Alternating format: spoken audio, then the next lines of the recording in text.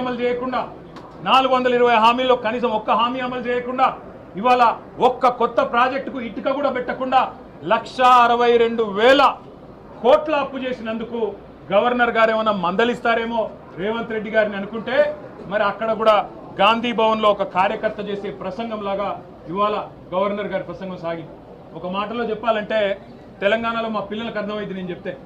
ఈరోజు నిజానికి తెలంగాణలో ఉన్న పరిస్థితికి సావుడప్పు కొట్టాలి, కానీ పెళ్లిలో డీజే కొడతారు చూడు, ఆ డీజే కొట్టినట్టు ఈ ప్రసంగం డబ్బా కొడుతూ గవర్నర్ గారు ఇవాళ రేవంత్ రెడ్డి ప్రభుత్వం ఏదో ఉద్ధరించింది. ఏం ఉద్ధరించింది, ఎవరిని ఉద్ధరించింది? నేను ఒక్క మాట అడుగుతా ఉన్నా. దావోస్లో 1,79,000 కోట్ల ఇన్వెస్ట్మెంట్లు అని గవర్నర్ గారు నోటంబడం మళ్ళొక్కసారి పచ్చి అబద్ధం చెప్పించారు. పోయిన సంవత్సరం మీరు చెప్పిన 40,000 కోట్లలో 40 పైసలు వచ్చినాయా? దమ్ముంటే రేపు ప్రభుత్వం శ్వేతపత్రం ప్రవేశపెట్టాలని చెప్పి మేము డిమాండ్ చేస్తా ఉన్నాం బడ్జెట్ సమావేశాల్లో. పోయిన సంవత్సరం జనవరి 2024లో మీరు చెప్పిన 40,000 కోట్ల పెట్టుబడులు దావోస్ నుంచి 40 పైసలన్నా వచ్చినాయా? దమ్ముంటే, ముఖ్యమంత్రికి చిత్తశుద్ధి ఉంటే ప్రవేశపెట్టండి శ్వేతపత్రం. మీ అన్నదమ్ములతో మీరు కుదుర్చుకున్న కాంట్రాక్టులు కాదు. స్వచ్ఛ బయో అనే కంపెనీ పెట్టి అనుముల జగదీష్ రెడ్డి అని రేవంత్ రెడ్డి గారి సోదరుడే 1000 కోట్ల పెట్టుబడి పెడుతున్నట్టు బిల్డప్లు ఇవ్వడం కాదు ఇవాళ పెట్టుబడులు తేవడం అంటే. ఇవాళ తెలంగాణ నుంచి పెట్టుబడులు తరలిపోతున్నాయి, ఇది వాస్తవం. కేన్స్ అనే సంస్థ మేము ఆనాడు కష్టపడి మైసూరు నుంచి పట్టుకొస్తే 3,700 కోట్ల పెట్టుబడి ఇవాళ సెమీ కండక్టర్ పరిశ్రమ గుజరాత్కు తరలిపోయింది, దొలేరాలో పెట్టుబడి పెట్టింది.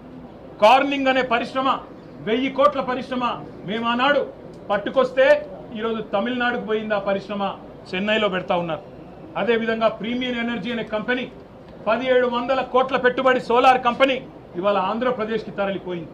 వాస్తవాలు ఇట్లా ఉంటే 1,79,000 కోట్ల పెట్టుబడులు, 1,79,000 కాదు కదా, 1,79,000 కోట్లు కాదు కదా. ఈ ప్రభుత్వం ఎంత అసమర్థ ప్రభుత్వం అంటే కొత్తగా ఒకరు కూడా పెట్టుబడి పెట్టడానికి ముందుకొచ్చే పరిస్థితి లేదు.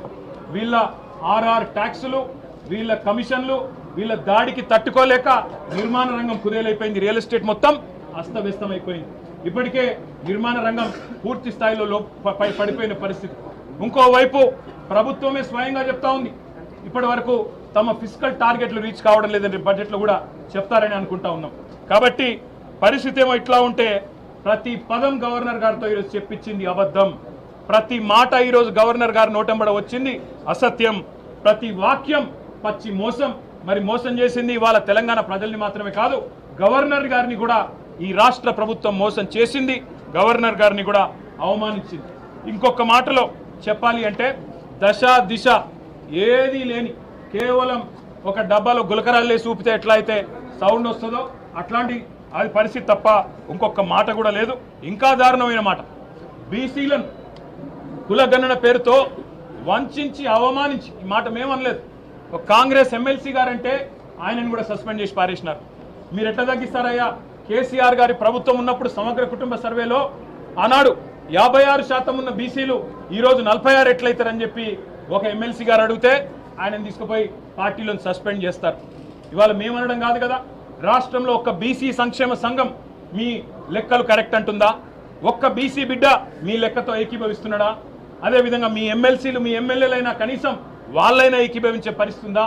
ఇవాళ కులగణన పేరుతో బీసీలను వంచి వాళ్ళను కూడా మోసం చేసి వాళ్ళ సంఖ్య కూడా తగ్గించి వాళ్ళను ఉద్ధరించినట్టు సోషల్ జస్టిస్ అని ఇవాళ గవర్నర్ గారు నోటెంబడ అబద్ధాలు చెప్పడం అంటే నిజంగా కూడా సిగ్గుచేటు.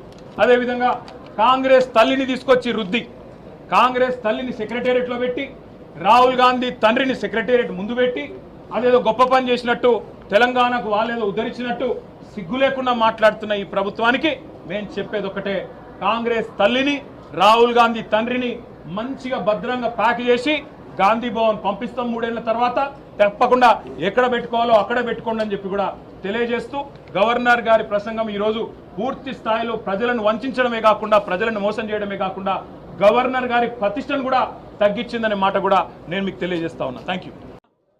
అట్టర్ ఫ్లాప్ పరిపాలన ఏదైతే ఉందో దాని గురించి ఏమైనా ప్రాయశ్చిత్తం చేసుకునే విధంగా ప్రసంగం ఉంటుందేమో గవర్నర్ గారిది అని చెప్పి మేమందరం కూడా భావించినాం, ఆశించినాం. కానీ ఇది గవర్నర్ గారి ప్రసంగం లాగా లేదు. ఒక మాటలో చెప్పాలంటే గాంధీ భవన్లో కాంగ్రెస్ కార్యకర్తల ప్రెస్ మీట్ లాగా ఉంది తప్ప గవర్నర్ గారి ప్రసంగం లాగా మాత్రం లేదు.